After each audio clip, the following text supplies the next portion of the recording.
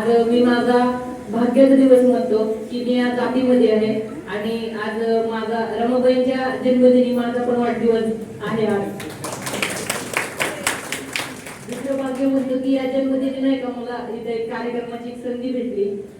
आदरणीय रंजनाताई भागवतकर यांच्याकडून संधी भेटली. तसंच मला काकडेताईंनी पण याच्यासाठी खूप सहकार्य केलेलं आहे आणि माझ्या या सगळ्या वाटचालीमध्ये सगळ्याच महिला संघाचा खूप मोठा हातभार आहे मला.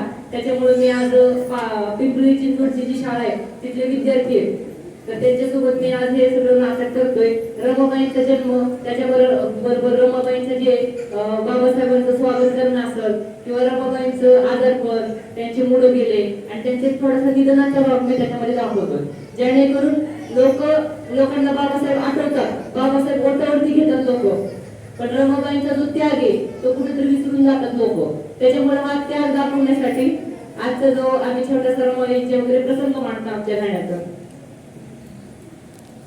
सगळे तयार